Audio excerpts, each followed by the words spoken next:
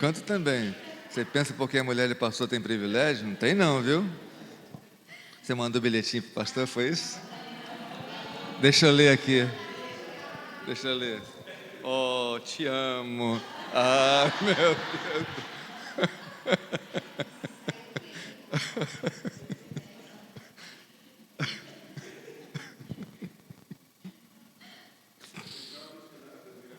Oi? Deixa eu ler. Não é muito difícil não, viu? Então, meus irmãos, comentando ontem ali na reunião dos homens, que foi uma bênção, pensa na reunião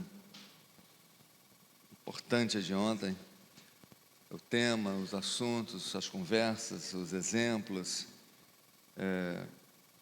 Temos uma grande dificuldade de mudar procedimentos, de mudar condutas, de alterar nossa agenda. Isso em todas as áreas. Sabemos que comer tal coisa faz mal, mas é tão bom, né? Vamos comer. Sabemos que é necessário uma atividade física, mas cansa tanto fazer atividade física, então não vamos fazer. E a mesma coisa acontece também com a vida espiritual. Sabemos o que é necessário que a gente faça para que a gente flua, cresça na vida espiritual, mas colocamos uma porção de desculpas, de argumentos, de justificativas, de razões para não mudarmos os nossos procedimentos, para nos mantermos indiferentes com a palavra e indiferentes com a vida de oração. E eu quero repetir hoje, mais uma vez, o nosso versículo-chave desse nosso estudo sobre oração, que é Mateus, capítulo 21, verso 13. Vai repetir, pastor? Vou repetir. Porque precisa cair, sabe, do nosso coração. Sabemos, mas não praticamos, mas não entendemos a grandeza do que significa um texto como esse aqui. Porque diz, Jesus falando, a minha casa será chamada casa de oração. O que Jesus está querendo dizer com isso? Que na casa dele, que no local onde se reúne em nome dele, que no templo, que na igreja, o que deve marcar aquele tempo onde as pessoas se reúnem, é um tempo de oração, prática da oração. Nos reunimos para orar, para falar também das vitórias do Fluminense, ok? Mas, enfaticamente para orar. Orar. Todos sabemos que quem é cristão se tornou um templo, a casa de Deus. E essa casa de Deus, ela deve, sabe, girar ou se dar, de fato, a oração. Oração. Mas por que temos tanta dificuldade com oração? Porque, de algum modo, gostamos da nossa vida como ela está. Nos acostumamos à rotina, nos acostumamos com essa vida espiritual pequena. E, de algum modo, nos convencemos que estamos salvos, que vamos para o céu, que tudo já está resolvido, e então o meu problema já está resolvido. Obrigado, bebê. Então, o meu problema já está resolvido. Mas qual o problema? De fugir do inferno. Então, se eu fugir do inferno, se eu escapei da ira de Deus, já está tudo resolvido. É o que tinha. É o que tinha para mim. Mas, meus irmãos, isso é muito pequeno. Não que seja sem importância. O que eu quero dizer é que não se resume a isso. Por exemplo, quando lemos 1 Coríntios capítulo 4, no verso 1, 1 Coríntios capítulo 4, no verso 1, diz também aí alguma coisa sobre os cristãos. O que fala aí? Que todo cristão, ele é o quê? Em algumas versões, diz que ele é um despenseiro. Ele é um despenseiro dos mistérios de Deus. Em outras diz que ele é um encarregado. Em outras versões diz que ele é um mordomo. E não sei se uma outra versão existe a palavra administrador, mas é um administrador, é um gestor na casa de Deus. É alguém que foi encarregado. Vem cá, Socorro. Vem cá, Socorro. Eu sou o proprietário dessa casa. Supondo que essa casa onde estou é minha, e eu vou me afastar por um tempo. Então, eu chamo Socorro e digo: Socorro, eu vou me afastar por um tempo, e você agora vai cuidar desse lugar. Você vai administrar essa casa. Você vai cuidar dos interesses desse local. E você, Socorro, vai fazer isso do seguinte modo: toma aqui as normas, os procedimentos que você deve ter. Normas, procedimentos. Porque quando Deus nos coloca como mordomos, Ele não diz: agora vá lá e faça como você quiser. Não. Ele também nos dá, sabe, o modo como Ele deseja que a gente proceda na casa dEle. E mais tarde, quando eu voltar, ela vai prestar contas, tanto da atividade que ela desenvolveu, quanto do modo como ele desenvolveu essa atividade. São as duas questões. E agora, Socorro, você tem incumbida disso, você agora é um dispenseiro dos mistérios de Deus. Agora você é responsável pela palavra de Deus, você é responsável, sabe, por ministrar sobre a graça, explicar sobre a graça de Deus, revelada em Cristo Jesus. Você está isso. E você também está responsável por manter contato comigo permanente, porque eu quero saber como é que anda essa questão aqui, e nas suas adversidades, dificuldades, me consulte, me procure, me busque, porque eu vou te instruir como você deve agir e andar. Oração. Amém? Feito? Aceita esse contrato? Aceita esse contrato? Vai agir assim? Todos os dias vai estar comigo, me buscando? Vai ser assim? E se não for? Está perdido? Deixa eu levar uma água para ela. Vamos cobrar 2,5. Eu vou tomar essa daqui.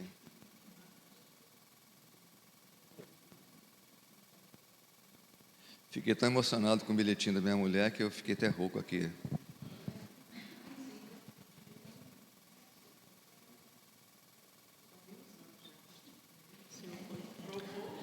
Está vendo?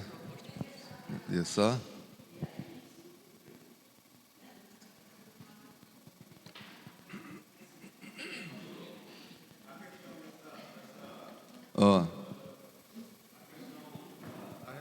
Espera aí, repete, a questão da responsabilidade. Glória a Deus. Essa questão da responsabilidade, Jesus, ele no capítulo 25 de Mateus, ele traz no versículo 14 a parábola dos talentos. Sim. E a um ele deu 5, a outro 3 e a outro 1. E quando o seu senhor volta, ele pede contas desses talentos. O que tinha 5, ele trabalhou, gorjeou e ganhou mais 5. O que tinha 3, fez a mesma coisa e ganhou mais 3. E o que tinha 1, enterrou. Ele foi um mau administrador. Ele não trabalhou em cima daquilo que foi dado. Então, ministério é algo que o Senhor dá para que seja utilizado dentro da casa dele. E quando nós não utilizamos desse ministério, nós estamos fazendo como esse rapaz aqui, que guardou, enterrou o talento, e na hora da prestação de conta... Não tinha nada a oferecer. Perdeu. Perdeu, viu? Ele perdeu, viu? Ele estava com o talento na mão e perdeu, viu? Então, meus irmãos, a igreja não pode negligenciar a oração. Não pode negligenciar, deixar, sabe, para depois a oração. A oração faz parte da engrenagem da igreja. Se a igreja não está nessa dinâmica da oração, ela não está funcionando de acordo. Orar, meus irmãos, é conversar com Deus, é manter uma intimidade, é manter um contato com Deus, é buscar nele o que você necessita, como também reconhecer a grandeza, o poder, a glória dele, e levantar as mãos e exaltar esse que vive para sempre, que te fez, te criou e te incumbiu dessa tarefa tão extraordinária. Meus irmãos, uma coisa que com muita frequência a gente perde perspectiva no dia a dia é quem Deus é. Quem é Deus? Perdemos a noção. Ah, tá bom, Deus. Deus se torna apenas uma palavra. Uma palavra. A gente não dá a Deus a glória devida, a atenção devida, a ocupação devida. A gente fala, eu creio em Deus e parece que acabou. Como se fosse uma coisa muito comum. Se Deus fosse uma coisa muito comum, se eu tiver tempo para Ele, eu dou um jeito, eu vou lá e falo com Ele. Se eu tiver tempo.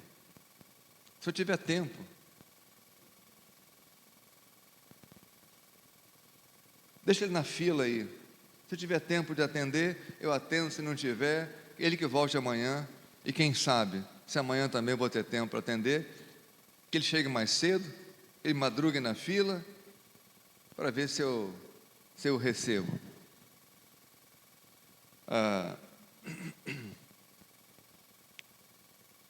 Meus irmãos, Deus sendo quem Ele é,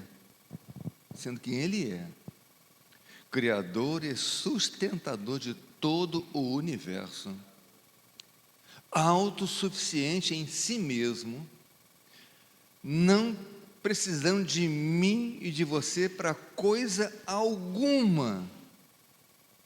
Ele te chamou para ajudar Ele a criar alguma coisa? Quando Ele criou os céus, as estrelas? Quando Ele falou, sabe, deu ordem para que aparecesse a porção seca, Ele te chamou, bebê, para que se completasse? Quando Ele falou, haja luz, Ele te chamou, Dani? Falou, Dani, me ajuda aqui, para que aconteça a luz nessa terra? Ele te chamou, Dani? Não. Ele não precisa, meus irmãos. Do nada Ele fez tudo. Ele não precisa de mim para coisa alguma. E apesar de ser assim, Ele não precisar conversar comigo. Para que Ele precisa conversar comigo? Se Ele em si mesmo se supre de tudo. Ele não precisa de mim para nada. Para alegrar, eu vou alegrar. Ele não precisa de mim para que o coração dele se mantenha sempre pleno, satisfeito. Ele não precisa de mim e nem de você.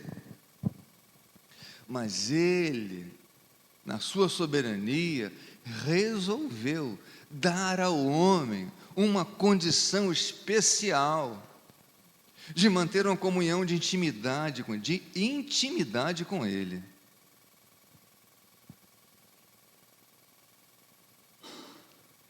Ele decidiu, poxa, eu vou dar essa condição para o Pedro, para o Calixto, para a Sandra, para a Ida, para a Lúcia. Eu vou dar essa condição para eles, para que eles estejam comigo.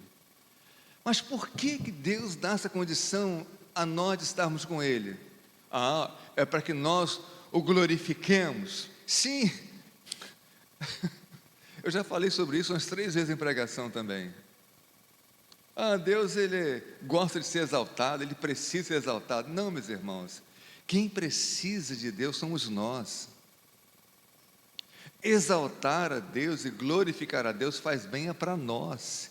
Completa é o nosso coração, é a nossa vida que é impactada com a nossa adoração. A cada vez que adoramos a Deus, mais semelhante a Ele nos tornamos. Nós é que somos transformados, nós não transformamos Deus com coisa alguma.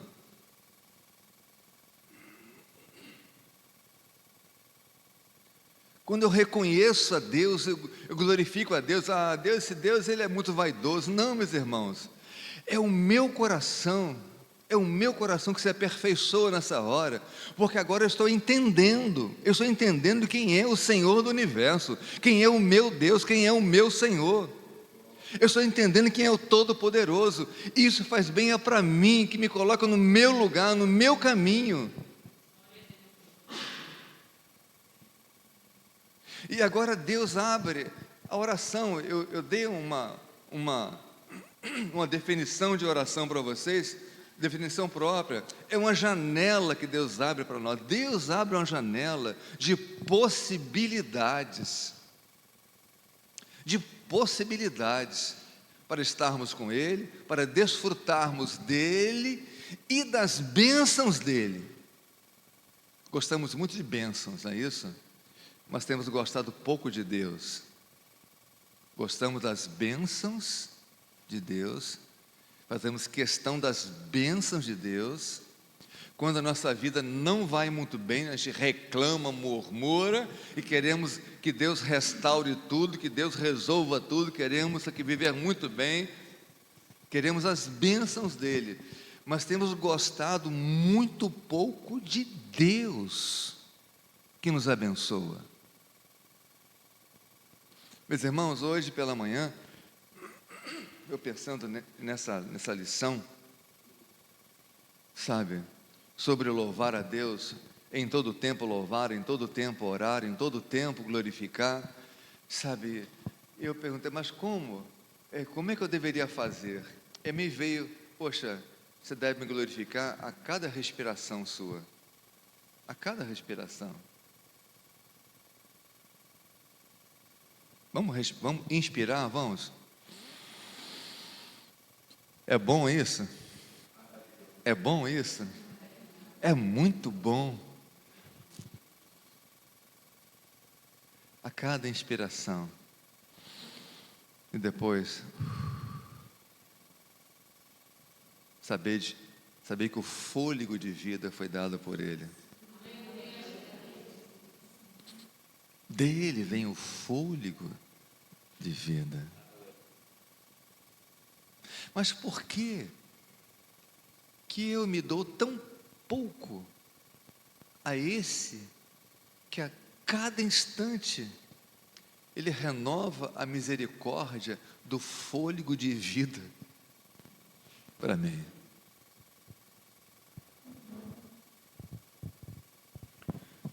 Pastor, eu vou fazer um comentário. Vou aqui para perto do pastor, o pastor me chamou da outra vez. Estão gravando? Estão gravando lá. Os caras bonitos têm que vir para frente mesmo. Para frente, né, pastor? É. Muito obrigado, viu, pastor? Pela gentileza. Isso. Deus lhe retribua. Isso. Dentro do que o pastor falou, Não falei nada sobre disso. essa compreensão de tudo quanto Deus é, essa compreensão se evidencia em nosso procedimento ou comportamento de vida. Dentro de tudo que o pastor falou. E a pergunta, a última que ele fez agora: por que me dou tão pouco? Aqui me dá tudo, porque eu não tenho nada sem ele. Vamos lá, né? Então eu quero trazer apenas um paralelo de um texto e de algo que aconteceu com um personagem bíblico que nós conhecemos muito, que foi José do Egito. E por quê? Na compreensão que José tinha de Deus, no temor que José tinha de Deus, e tudo que aconteceu com ele, tirado da família, colocado num poço, tirado do poço, vendido, para que levasse para uma terra estranha, agora longe do pai, longe da família, longe de tudo, como escravo em uma terra estranha. José faz uma pergunta quando convidam ele a pecar, e no meio de todo esse vento contrário, José diz: por que eu pecaria contra o meu Deus? Pare para pensar agora numa pergunta, na condição que ele se encontrava. Tinha todo motivo para se indignar, para não querer mais permanecer. Mas em meio a toda tempestade, José faz uma pergunta que merece a nossa reflexão e meditação: por que eu pecaria contra meu Deus. Isso traz para a gente que José tinha esse entendimento de que Deus era tudo para ele, e ele sem Deus era nada, independente das circunstâncias. Glória a Deus, glória a Deus. Então, meus irmãos, eu estou trazendo isso dentro do contexto da oração, porque a palavra de Deus, ela cita a cada instante a maneira como devemos nos haver com Deus. Por exemplo, Tiago, capítulo 4, no verso 8, Tiago 4, verso 8, diz ali que se... abra aí, Tiago 4, 8. Abriram? Chegai-vos a Deus, e Ele se chegará a vós, a vocês. Só essa parte inicial aí. Queremos Deus. Quer falar? Queremos Deus, mas não queremos nos achegar a Ele, ir a Ele, estar diante dEle, estar com Ele. Com Ele. E a promessa e a palavra que diz aqui é que se eu fizer isso, Ele vai aceitar a minha aproximação. Ele vai se chegar a mim. Felipe. Pastor, o senhor...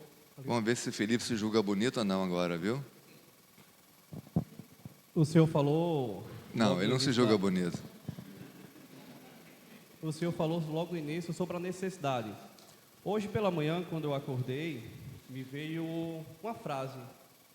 Veio quem? Um fantasma? Uma frase. Ah, sim. Uma frase. Fiquei preocupado. Não, hoje Fiquei não. preocupado. Hoje de manhã me veio um fantasma. Oxe. Que é isso? Hoje me veio uma frase, o senhor está falando sobre necessidade, né? A gente tem a necessidade, o senhor falou, sobre se alimentar bem, sobre praticar atividade física. E me lembrei da frase que me veio hoje pela manhã sobre sarcopenia espiritual. Sarcopenia é a perda de massa muscular. Massa muscular. Então, quando a gente não pratica atividade física, vai chegando a uma certa idade, a gente vai perdendo massa muscular e a gente tem a necessidade de recuperar isso. Fazendo o quê? Prática de atividade física, musculação. Quando a gente não faz, o risco de a gente ter alguma fratura, quando a gente chega na terceira idade, é muito maior, muito mais forte. E hoje veio essa palavra para mim, uma sarcopenia espiritual. Quando a gente não pratica, né, a busca pela palavra de Deus, quando a gente não ora a Deus, a gente tem uma sarcopenia espiritual. Amém. A gente não... qualquer coisa que aconteça, uma dificuldade, o risco da gente cair e se desviar é muito grande. Amém. E me veio essa palavra hoje. Amém. É uma boa palavra que veio. Espiritual. Amém, meu irmão. Boa palavra. Boa palavra. Boa palavra. Então, meus irmãos, a gente vê na palavra de Deus que a oração não pode ser transformada numa fórmula mágica. A oração, sabe, é para a gente conseguir o que a gente quer.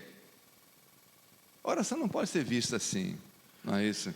A oração tem que ser vista num contexto maior, de uma entrega a Deus, de um interesse por Deus, de querer estar com Deus, de gostar, de amar a Ele. Mas, irmãos, o primeiro mandamento, grande mandamento, que cumpre tudo, é amar a Deus sobre todas as coisas. E se eu amo a Deus sobre todas as coisas, não é possível que eu deixe Ele no final da fila todos os dias. Não é possível. Tem alguma coisa faltando no ingrediente da vida espiritual do crente. Maria, só um minutinho, deixa eu chegar até você aqui. Complementando esse versículo aqui, eu queria fazer uma pergunta ao senhor, né? Chegai-vos a vós, aqui o senhor leu. Aí ele diz aqui, e vós de duplo ânimo, purificar os corações. Esse duplo ânimo é justamente isso. Você, quando precisa, está ali inclinado, adorando, e tem momento que você já não está nem aí para Deus, né? Você oscila, não é isso? E não é constante, né? Exato, não é constante na sua fé, não é constante na sua devoção, não é constante, sabe, no seu propósito de andar no caminho de Deus, entendeu? Havendo qualquer situação, ele abre mão. Qualquer vento leva ele para lá, ou para cá. São folhas caídas que o vento leva. Entendeu? Enquanto não tem vento nenhum, a folhinha está quietinha lá. Parece crente. Mas dá um vento qualquer, já está mexendo. Já está, mexe, vai, entendeu? Não tem firmeza. Mas é um coração que tem... É um coração sarcopênico. Com certeza, purificar, tem que purificar. Por que purificar? Porque tem pecado nisso. Tem pecado nisso, tem nódoa nisso. Tem postura equivocada. Tem princípio que não está bem implantado. Qualquer coisa, minha irmã, qualquer coisa. Se a escassez, se uma vontade que não foi atendida, qualquer coisa tira ele do prumo. Até se eu passou no telefone para ele no aniversário, ele fica chateado e abala a fé dele. Entendeu? Qualquer coisa. E deve ter muita gente abalada por aí, viu? Porque volta e meia eu ligo só um mês depois. Mas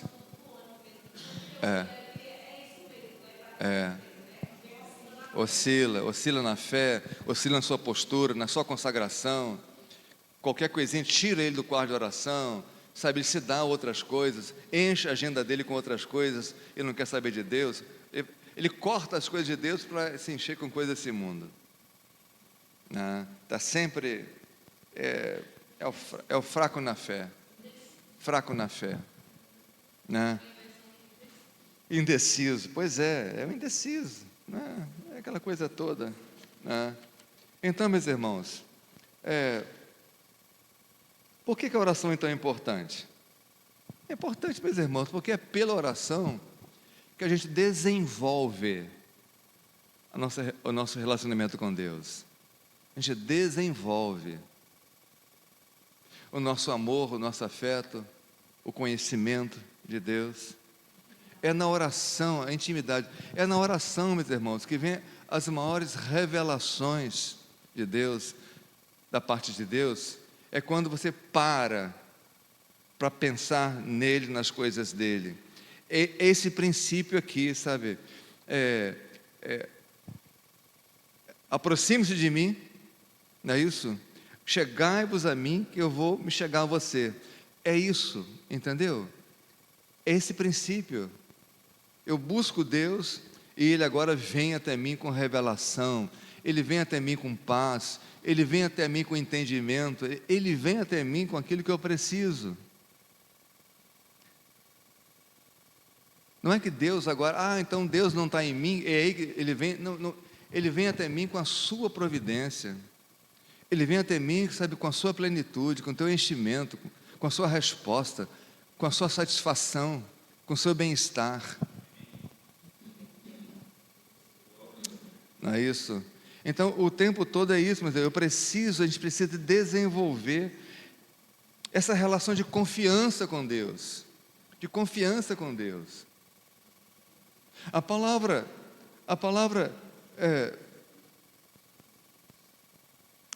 de Deus, por exemplo, em Jeremias capítulo 33, verso 3. O que diz aí em Jeremias 33, verso 3?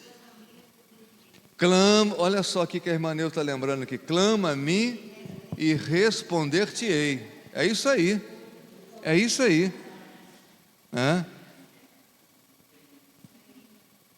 Exatamente. Outros textos dizem invoca-me. É isso. No texto dela fala clama, em outros lugares é invoca-me. Me invoque. Eu vou invocar Deus a como, meus irmãos? É pela oração. É oração. Aqui diz, meus irmãos, é Deus falando. Jardane, Deus está falando para você. Se você me invocar, se você clamar a mim, eu vou te responder. É isso que Deus está falando aqui. Viu, Cauã? Deus está falando isso. Se você me invocar, você não ficará sem resposta. O teu coração, de algum modo, vai se beneficiar. A tua mente vai se acalmar.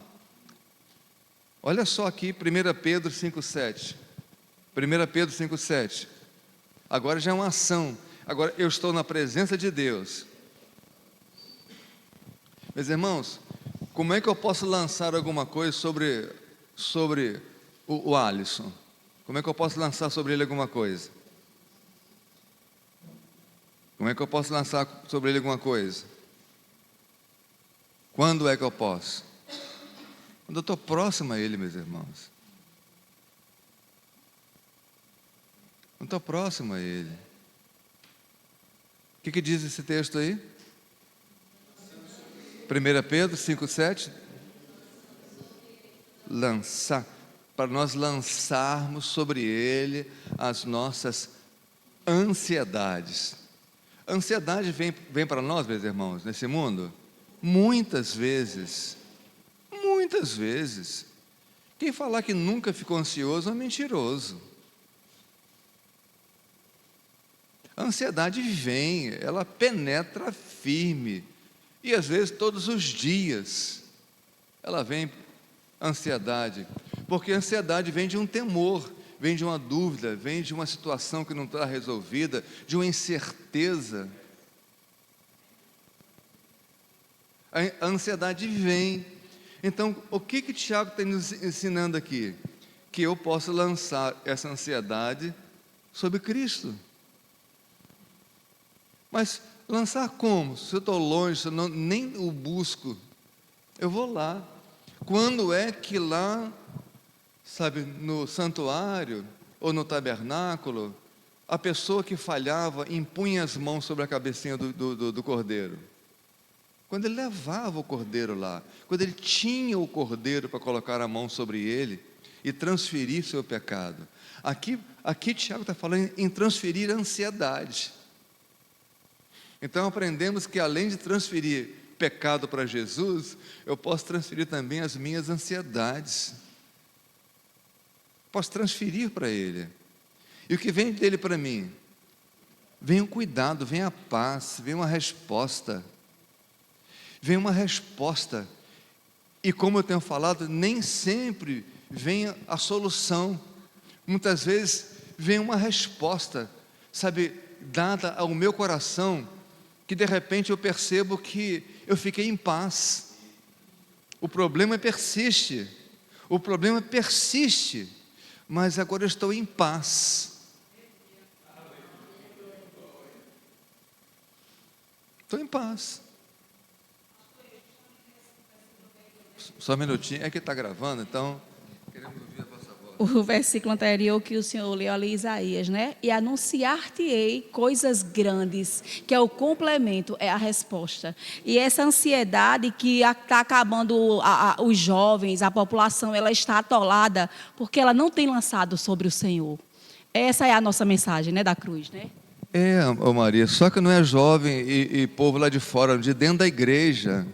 Tem muita ansiedade dentro da igreja, dentro do povo de Deus, daqueles que foram constituídos como mordomos, como despenseiros do Senhor, que foram assalariados. O Senhor nos buscou lá no mercado, nos libertou da escravidão, nos trouxe para o reino dEle. E agora Ele fala, olha, tem ansiedade? Lança sobre mim, eu resolvo. Eu tenho resposta para você. Mas oramos muito pouco, meus irmãos, confiamos muito pouco, buscamos a Deus muito pouco. E aí vivemos como ímpios, meus irmãos. Fomos retirados do mercado de escravos, retirados do domínio do império das trevas, das mãos de Satanás. E fomos levados para o reino do Filho, do amor de Deus. Dado herança, adotados como filhos, feito herdeiros de Deus. Que direito eu tenho de viver agora nesse mundo, como se isso não fosse verdade na minha vida, como se Deus não tivesse feito isto comigo. É como se Deus dissesse, poxa vida, eu fiz tudo isso por você, e você não está lançando mão de nada disso. Lembra daquela história também, muito conhecida, sobre um administrador de uma propriedade, de um cara, de um sujeito muito rico, muito rico, muito rico. E o cara morreu.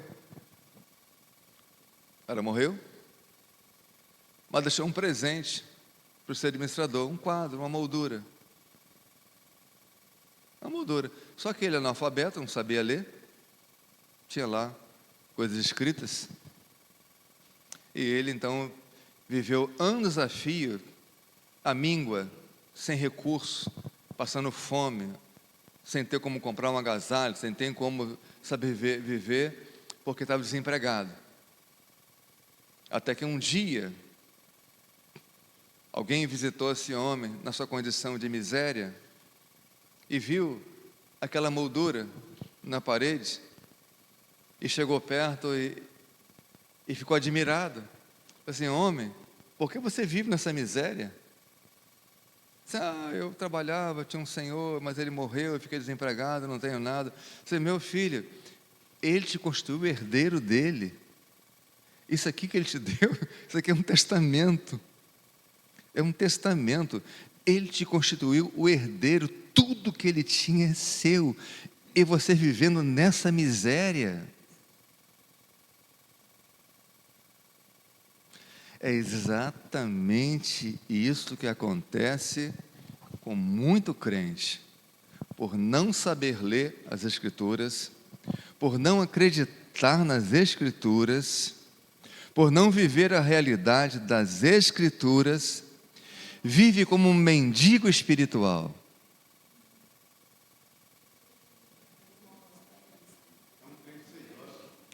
É um crente sem lastro. É o crente rápido. O que eu vou falar agora não é crítica não, tá? É só que está fora da ordem. É o crente que está com dor de garganta, fica postando lá no grupo da igreja. Olha, estou com dor de garganta. Estou com dor de garganta. Pedindo piedade do povo por ele, tadinho dele, está com dor de garganta.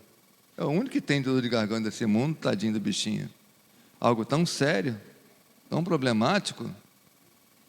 Mas ele posta no grupo, mas é incapaz de ir para um canto, buscar seu Deus, ó Senhor. Olha como está aqui esse problema, estou sendo cometido esse mal, me ajuda aqui, Senhor. Mas não faz isso, mas ele prefere procurar a piedade dos outros.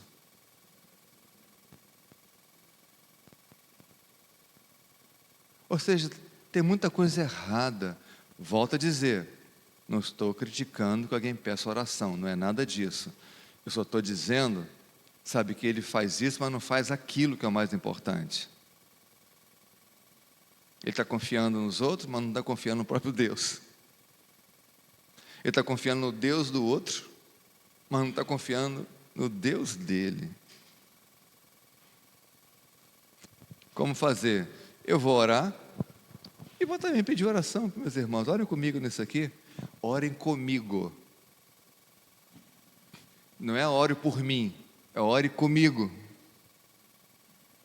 Entende a diferença aqui? Do que ore por mim, meu irmão. Meu irmão, ore por mim, tá bom?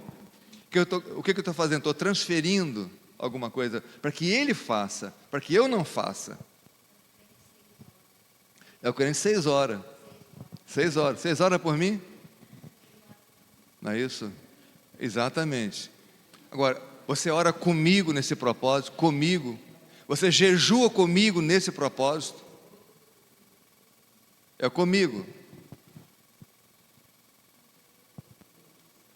Alguém levantou a mão aí, esqueci quem foi. Foi a Deone. Já está aí, né? Vamos lá. No jardim, Adão tinha intimidade com Deus. Ele via o Senhor todos os dias. Através do pecado, ele foi retirado do jardim. E através do pecado, perdeu a comunhão. Era levantado sacerdotes para interceder pelo povo. Mas através de Jesus, quando ele morreu na cruz do Calvário, o véu do Santo dos Santos foi rasgado e nós temos livre acesso ao trono da graça. Nós temos livre acesso a ter um diálogo com Deus. E Jesus disse que através dele, Maiores coisas nós iremos fazer se nós andarmos em conformidade com a palavra e intimidade com Ele. O que está acontecendo nos dias atuais é que as pessoas estão adorando a Deus, buscando a Deus, não pelo que Ele é, mas pelo que Ele pode fazer. Mas não é isso. Ele pode curar. Então eu vou lá porque Deus vai curar. Ele pode mudar minha situação financeira. Eu vou até lá porque Ele vai mudar minha situação financeira. Pois Mas o principal, nós estamos deixando ao léu. Amém. Que é buscar a Deus e adorá-lo em espírito e Amém. verdade. Amém. E buscar Amém. essa intimidade. Ó, sobre transferir para Deus coisas que são pesadas para nós, também está aqui em Filipenses capítulo 4, no verso 6. Filipenses capítulo 4, no verso 6. Abra aí. Não andeis ansiosos de coisa alguma. Viu, Lúcia? Não fique ansiosa por coisa alguma. Não fique, não permaneça. A ideia aqui, não permaneça na sua ansiedade. Porque a ansiedade vem, meus irmãos. Os temores vêm. Mas a palavra é não fique, não permaneça nessa situação. Porque temos uma solução dada por Deus. Não andeis ansiosos de coisa alguma. Em tudo, porém, sejam conhecidas diante de Deus. Em tudo, sejam conhecidas, Emily, é diante de Deus que você tem que estar para apresentar as suas ansiedades. É diante de Deus que se faz isso. Não é de longe. Não é de longe que se transfere. Não transferimos pecados de longe para Jesus. Ele tem que estar perto. Ele tem que ser o meu cordeiro que recebe meus pecados. O meu cordeiro que eu trago diante de Deus. O meu cordeiro. E também agora aquele que recebe as minhas ansiedades perto de mim. Eu tenho que estar diante de Deus. Como isso? Pela oração, meus irmãos.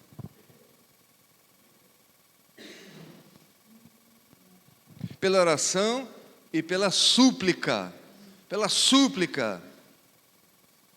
com ações de graças. Já falamos sobre isso. Por que ações de graças? Porque confiamos em Deus. Confiamos em Deus. Sabemos que Ele é plenamente capaz de resolver aquela situação. E se Ele não resolver a situação, Ele vai me dar força para continuar caminhando com aquele peso.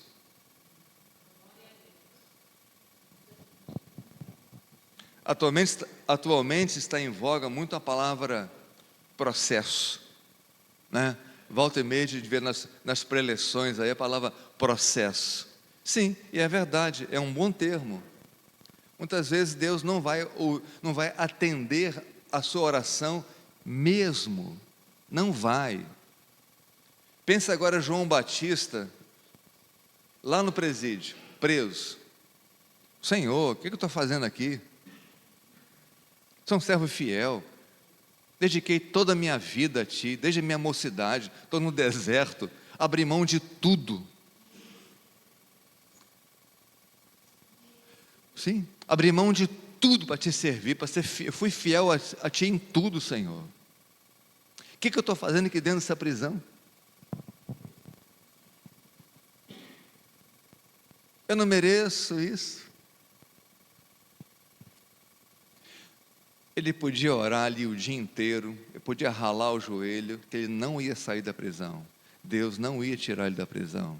Tirou Pedro, tirou João, mas não vai tirar João Batista.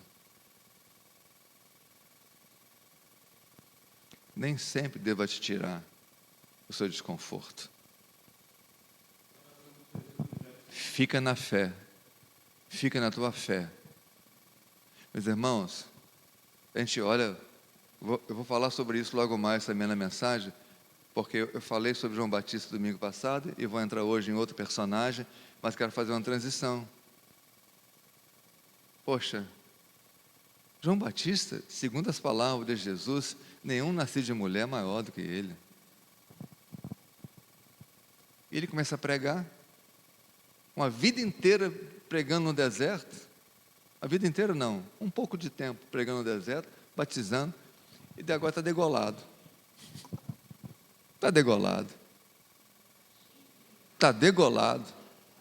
Acabou para ele cedo, um jovem ainda, um jovem, 30 anos, talvez 31, no máximo 31 anos,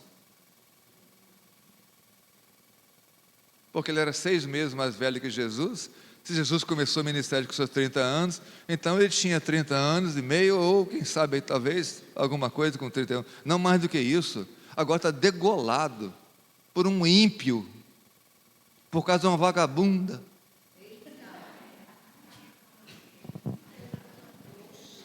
Mas, não gravou isso não, né?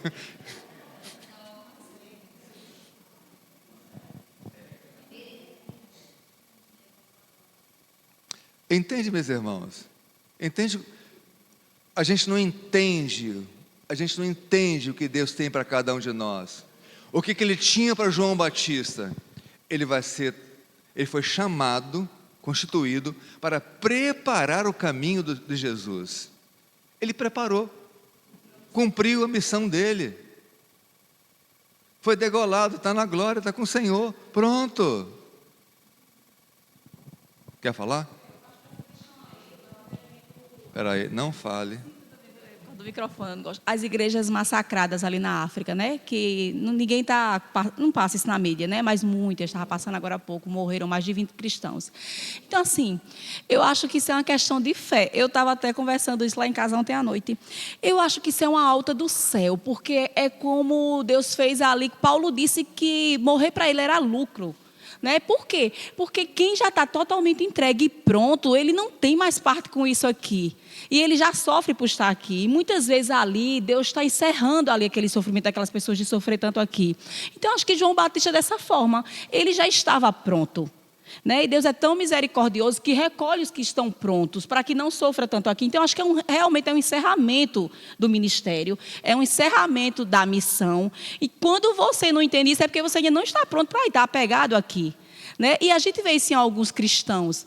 Assim, a gente vê cristãos que não tem mais parte com nada aqui. Eu estava sofrendo por minha mãe ontem vendo isso. A minha mãe não tem apego mais nenhum aqui. O meu cunhado, que é da Assembleia, veio aqui nos visitar, disse assim, eu fiquei impressionada com ela. Como ela é voltada para o céu. Como ela só pensa no céu. Como ela só fala no céu. A gente fez um culto em família e ela adorava com a sinceridade. E eu vendo ali até assim se alimentar. Ela não quer mais nada com isso aqui. Ela só espera uma coisa, que eu acho que Deus vai honrá-la, é ver meu irmão voltar. E ontem eu chorava falando com o Ronaldo, eu digo, Ronaldo, acho que ela só espera isso.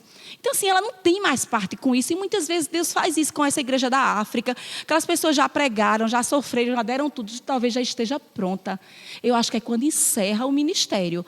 E se eu não quero partir ainda, é porque eu não estou pronta, eu ainda estou apegada aqui. Talvez falte trabalhar do Espírito Santo para completar essa obra em mim, que eu não queira mais isso. Eu acho que isso é ali quando Paulo diz que viver aqui não é lucro, não. É lucro para quem está apegado aqui. Na verdade, viver aqui é para ganhar para Cristo. E quando morre, que é o lucro, encerrou o sofrimento, as angústias, as ansiedades, essa oscilação. Né? Tem dia que a gente amanhece numa fé tremenda, tem dia que a gente está deprimido, não sabe por quê, está triste, a gente fica ali na palavra buscando conforto. Então, eu acho que se a gente não sente isso, é porque a gente não está pronto. E Deus deu alta a João Batista, como dessas pessoas da África. E como eu acredito que vai dar a minha mãe uma alta. E eu procuro entender isso para quando Deus levá-la. Amém.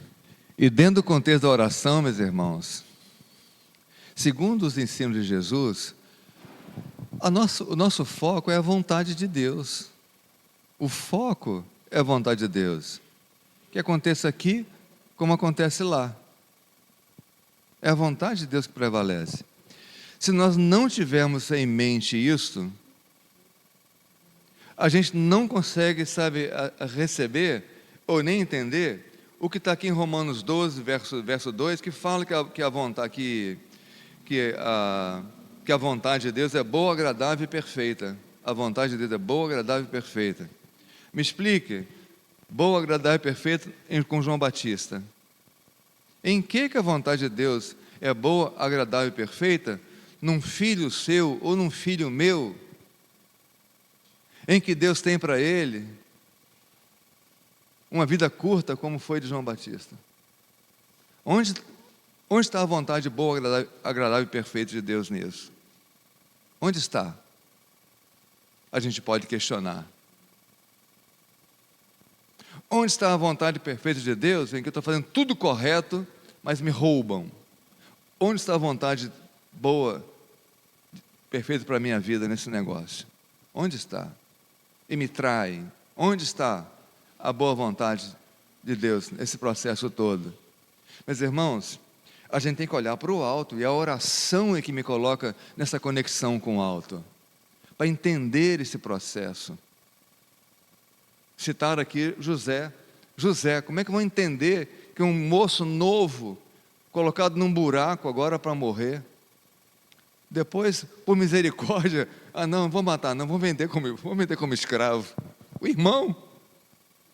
E agora, o irmão mais novo vê todos os irmãos se juntando para vendê-lo como escravo.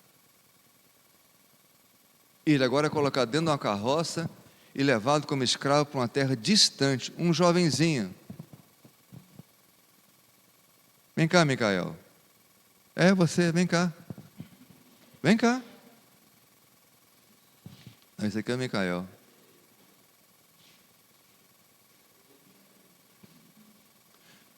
É um moço assim. José é um moço assim. Um moço assim. Não tem nem barba, nem bigode. Um moço assim. Agora a família, os irmãos todos estão vendendo, jogando um buraco para morrer, e vendendo, e deixando levar. Como é que está o coração desse menino?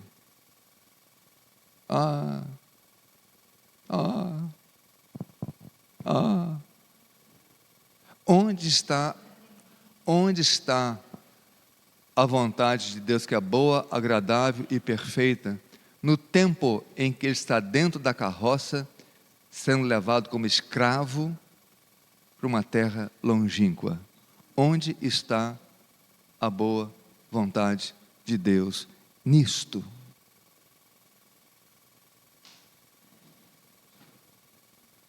Aí vem a palavra, um processo. O processo estava acontecendo na vida de José. O processo de Deus, da boa vontade de Deus, estava acontecendo ali na vida de José, que só foi revelado muitos anos depois, quando o próprio José entendeu a razão dos irmãos terem feito aquilo com ele. E aí ele entendeu que de fato a vontade de Deus é boa, agradável e perfeita. Não foi agradável para ele naquele momento, mas quando fala que a vontade de Deus é boa, agradável e perfeita, não está aplicando isso a mim, não é para mim não, é para o projeto de Deus, para que os planos de Deus se estabeleçam e aconteçam na terra. E muitas vezes, para que o plano de Deus aconteça na sua vida, na vida de outra pessoa, Deus está usando alguém que passou diante de um carro de escravo, que era o preferido do papai, e agora é o execrado de todos os irmãos, indo para a terra distante, sem família, sem amigos, sem nada. Mas agora Deus está preparando o coração desse moço aqui, para que amanhã ele seja um homem de Deus, com têmpera, afiado, que não oscila, que tem caráter de Deus firmado nele, e que ele pode agora suportar tudo.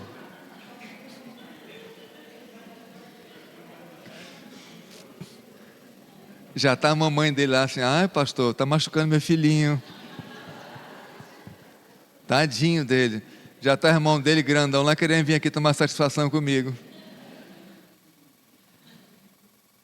Mas Deus está preparando, está no processo, está fazendo aquele menino, talvez, sabe, ainda sem têmpera, tem que fazer um homem firme e capaz de suportar pesos e fazer uma grande obra diante da pessoa mais importante do mundo naquela época.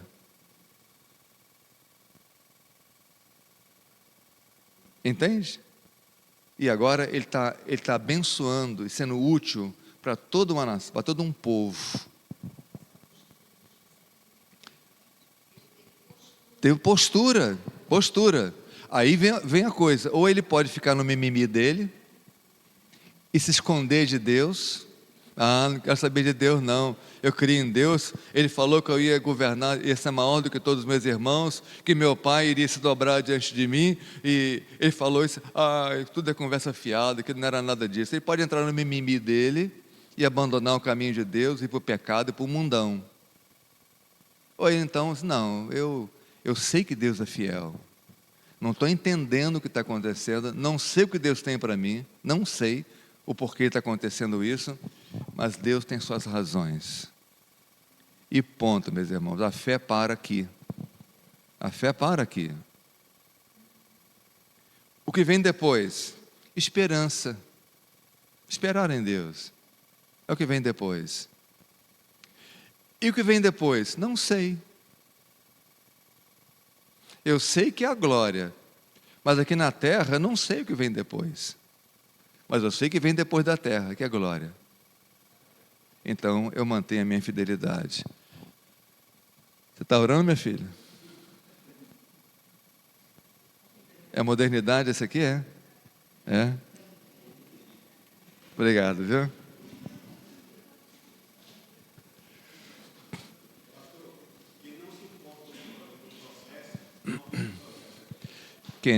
Quem não suporta, olha só, quem não suporta o processo, não vive o projeto. Boa. Tá, então não fique achando que na oração Deus vai abrir o céu, vai fazer tudo por você. Ele vai fazer tudo para te manter no caminho, para te manter forte, firme, para suportar ventos. Lembra daquela ilustração que Jesus falou sobre quem constrói a casa sobre a rocha e sobre a areia? O vento, a tempestade vem para os dois. Vem para os dois, Daniel. Não falamos de Daniel, falamos de José, mas não falamos de Daniel. 14, 15, 16 anos, mais tardar com 16 anos, também arrastado para uma nação estranha. Cadê a vontade? Cadê a boa vontade dele nesse negócio aí? Fala, Josa, espera aí, Josa. Deixa Samuel chegar até você, deixa o profeta Samuel chegar até você aí. Um exemplo disso também é Jó, né? O próprio Deus. Jó. As vistas em meu servo Jó, aí começa Meu todo irmão, o processo. Todos os personagens.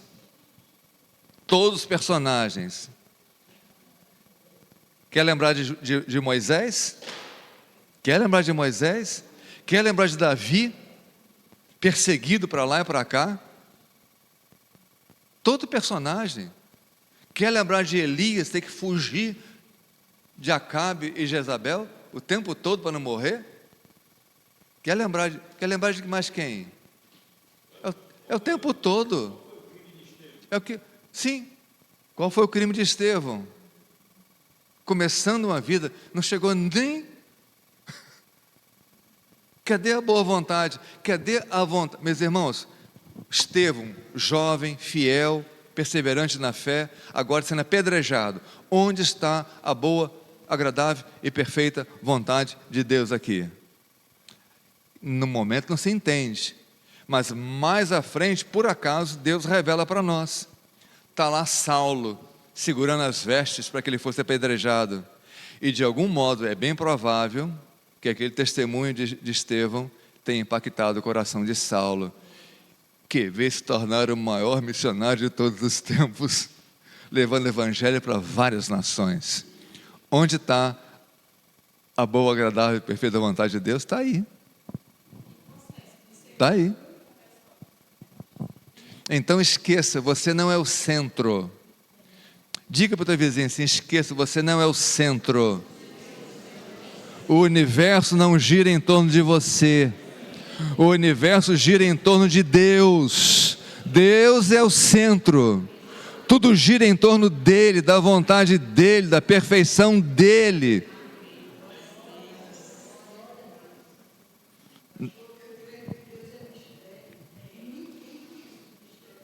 A irmã Ida está dizendo que Deus é mistério e que ninguém conhece os mistérios de Deus, somente aqueles aos quais Ele revela.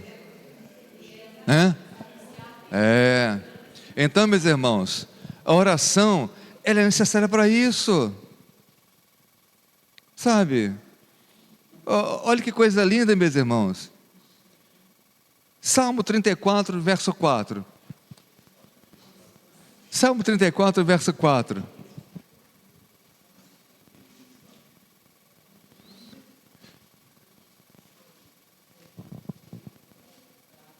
Salmo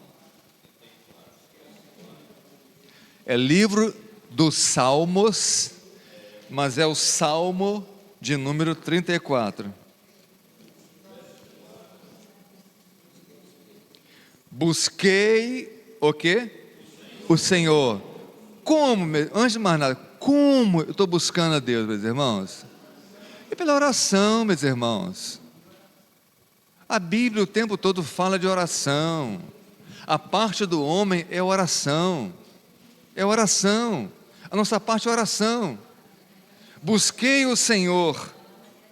E agora? E Ele me acolheu.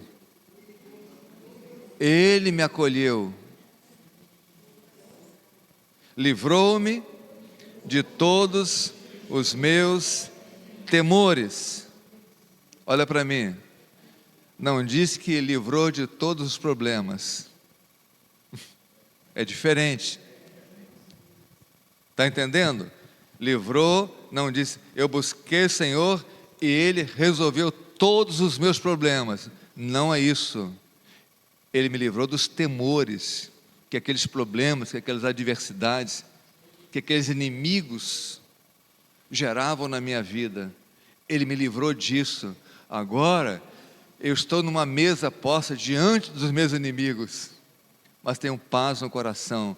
Eu não tenho mais medo do meu presente e nem do meu futuro.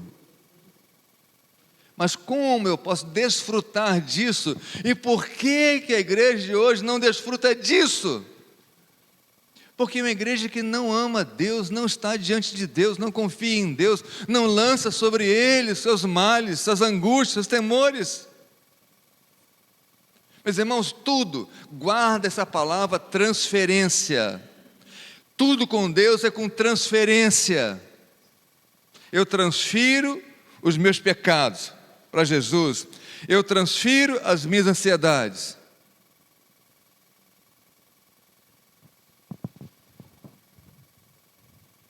Mateus 11, 28, que diz aí?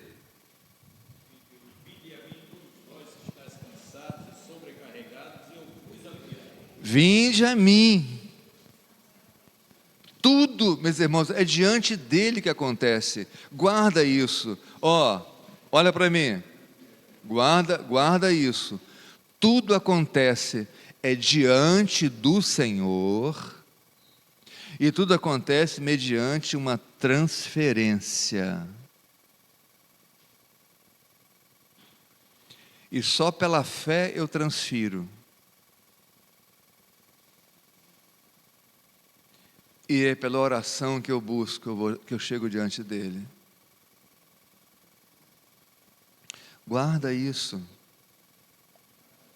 para que você possa ter paz no teu coração, e não andar por aí como o ímpio anda. Alguém falou um texto bíblico aí, qual foi? Samuel? Alguém falou em Samuel aí? Não? O Samuel fez abertura com isso, sim. Miroslava, alguém deu aí um microfone para a dona Miroslava de Macedo? O Josa. Quero citar o Salmo 91, no versículo 14 e 15. No 14 ele diz assim: porque a mim se apegou com amor, eu o livrarei, poluei a salvo, porque conhece o meu nome.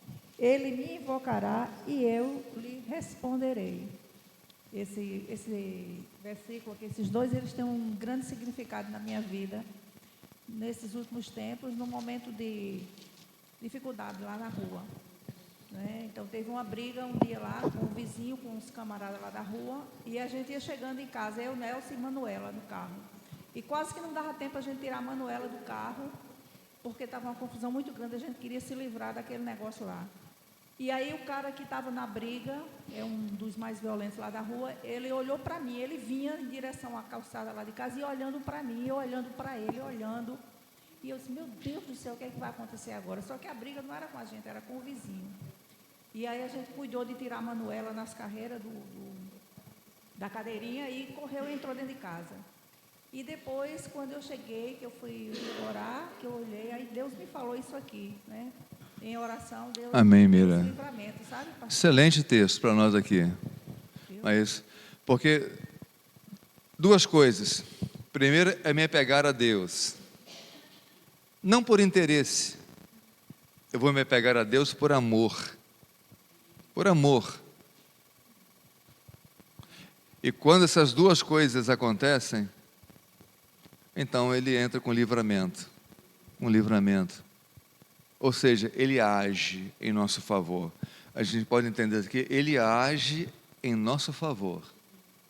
Seja para livrar, seja para fortalecer, para que eu seja uma muralha que receba todos os arremessos dos inimigos. Espera aí, tem aí do seu lado aí. Dentro do Salmo 34.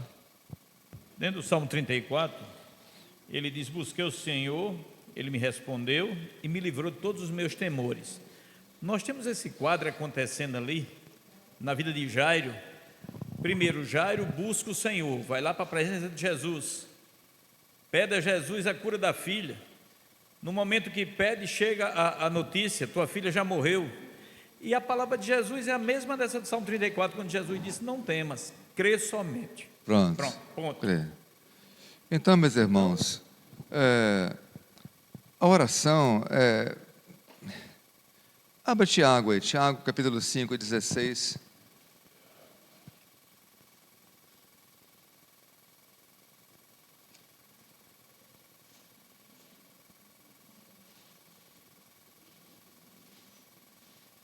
A parte B desse versículo. Vocês não estão abrindo Bíblia, não? Vocês estão abrindo Bíblia aí, então? Vocês estão abrindo Bíblia aí, então? Ah, tem gente com Bíblia fechada ainda aí.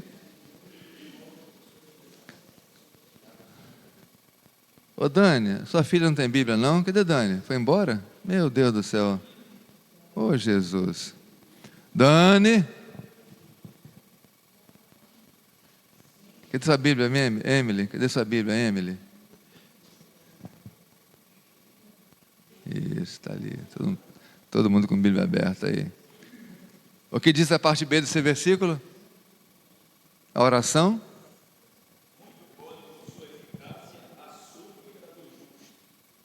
Hein? Qual a versão que está no seu aí? Como é que está escrito no seu aí? 5,16, a parte B, sobre aí a condição da oração do justo. Um de cada vez. O que diz aí? Muito pode. Por que muito pode? Por sua eficácia. Meus irmãos, a oração é algo eficaz. O que é algo eficaz? Alguém me diga o que é eficácia? Janice, o que é eficácia? Algo que resolve. Algo que resolve. Algo que funciona. Que tem efeito. Então, aqui está dizendo que a oração de uma pessoa justa e sabemos que a pessoa justa na Bíblia é uma pessoa justificada pelo nosso Senhor. Não quer dizer que tem uma vida toda retinha, né? Tem os percalços, os tropeços, mas tem a transferência daquele pecado, do arrependimento e transferência, e de novo justo. A oração de uma pessoa justa, que está sem pecados diante de Deus, que está em santidade, que está procurando viver em justiça,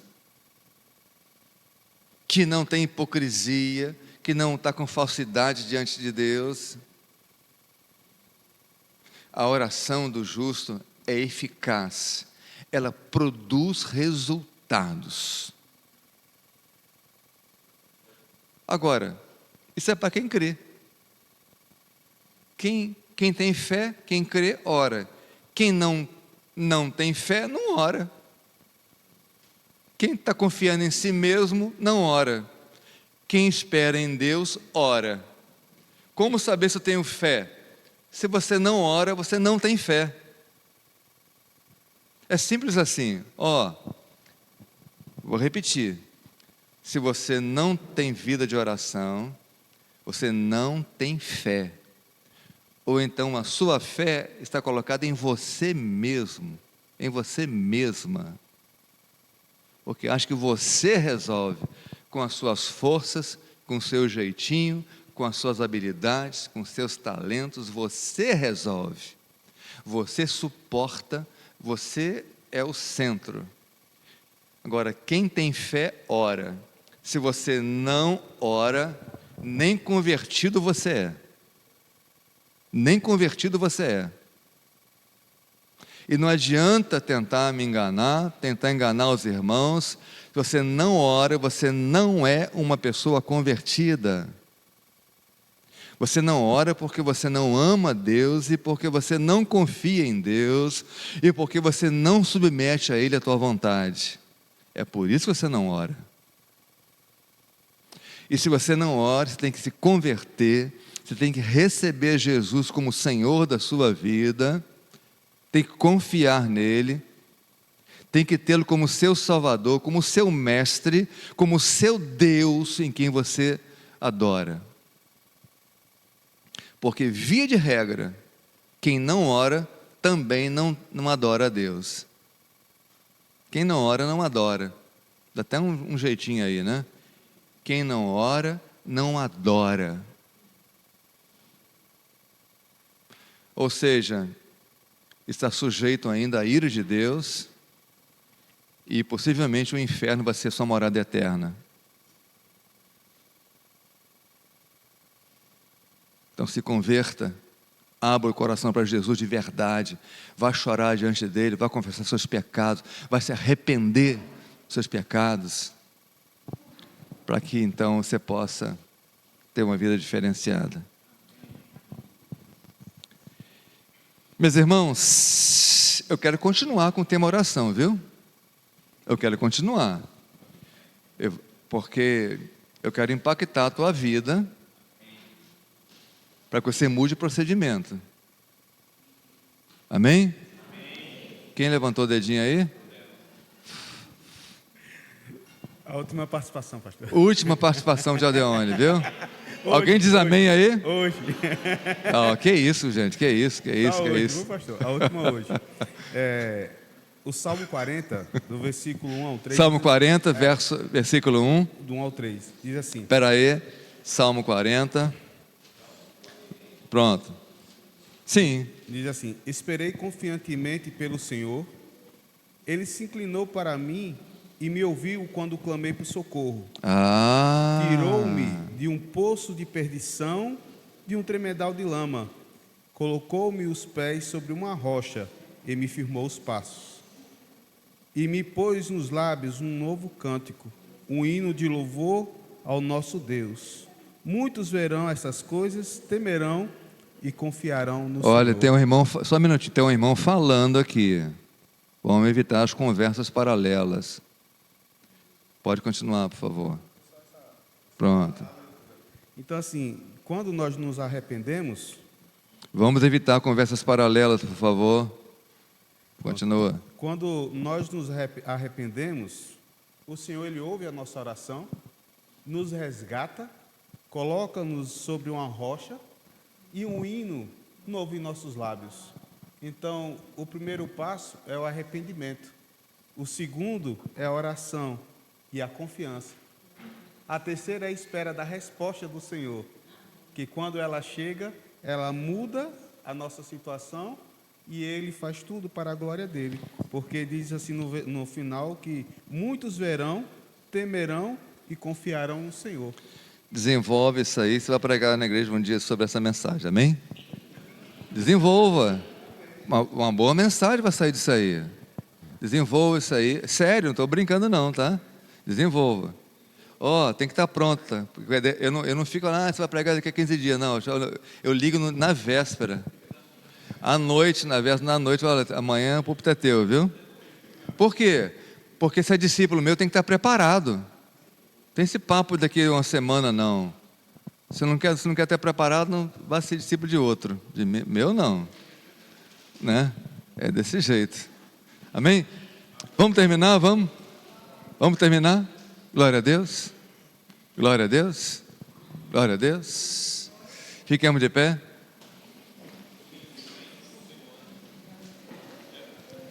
Oi? Domingo que vem continua, viu? Tem mais. Vamos falar ainda. O senhor falou, essa aula foi confirmação para mim. Amém. Amém.